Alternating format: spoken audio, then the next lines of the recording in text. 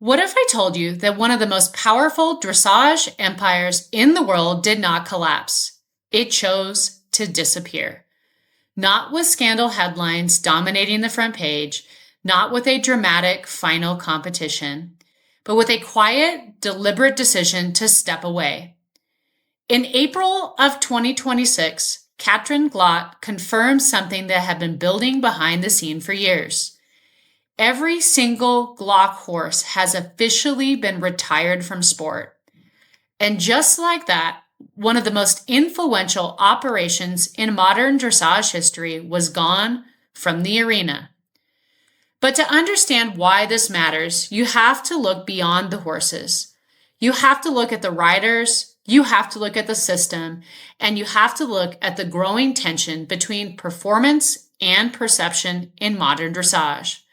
Because the Glock Empire was not just about success.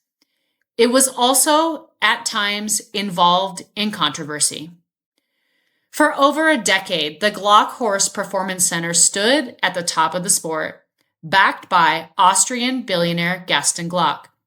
It was a system built to win. Elite horses, elite riders, world-class facilities. Everything aligned toward one goal: dominance at the highest level.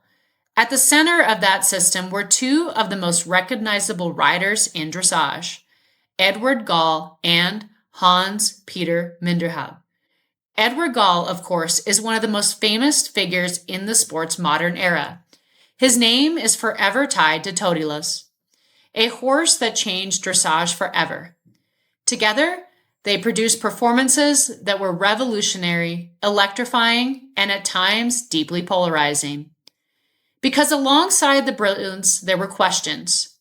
Training methods associated with hyperflexion, often referred to as roll cur, became a major point of debate during and after his career. While roll cur was not unique to Gall, his visibility placed him at the center of a global conversation about horse welfare, biomechanics, and the ethics of modern dressage training. Even years later, that conversation has never fully gone away.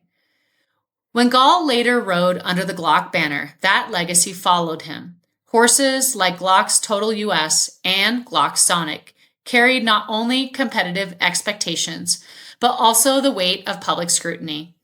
Every performance was watched not just for scores, but for signs of how the horses were being trained and presented. Hans-Peter Minderhoud, while often seen as the more reserved counterpart, was not entirely separate from that conversation. As Gall's longtime partner in both sport and training environments, Minderhoud was part of the same system that faced criticism during the height of the roll cur debate. However, Minderhoud was also widely respected for his ability to produce consistent, technically correct performances. His partnership with Glock's Dream Boy, for example, showcased a different side of the system, one that emphasized reliability, structure, and steady progression through the levels. Still, the broader environment in which both riders operated was increasingly under scrutiny. And that scrutiny was not limited to one rider or one technique. In recent years, the entire sport of dressage has faced growing criticism from both within and outside the equestrian community.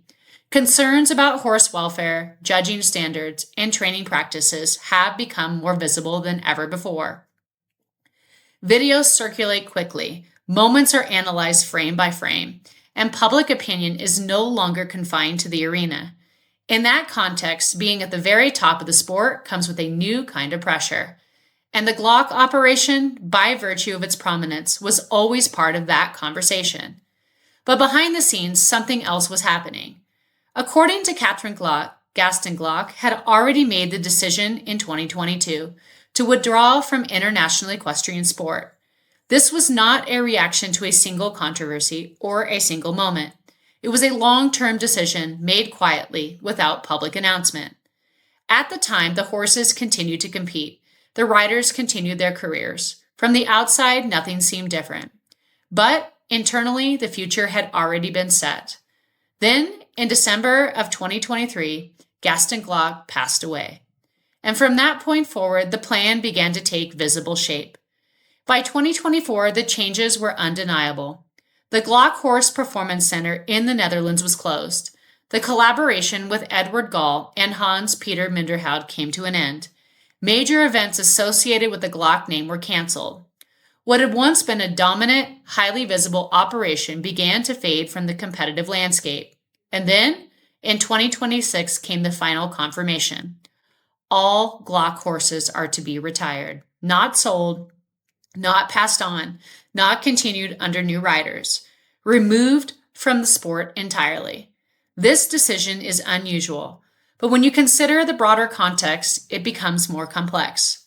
Because retiring these horses did more than end their competitive careers. It removed them from a system that is increasingly being questioned.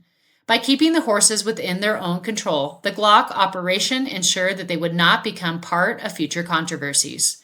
They would not appear under different training systems. They would not be subject to the same level of public scrutiny that now follows top-level competition.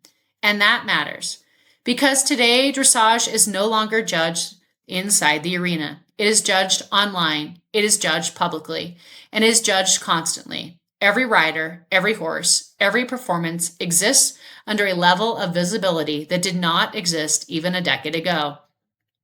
And for riders like Edward Gall and Hans-Peter Minderhoud, who were already associated with one of the most debated training topics in modern dressage, that visibility carries even more weight.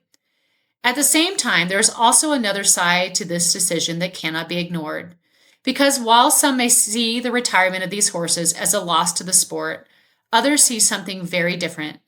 They see a rare moment where elite horses were not pushed to continue competing indefinitely. They see a decision that prioritizes the horse's long-term well-being over continued performance.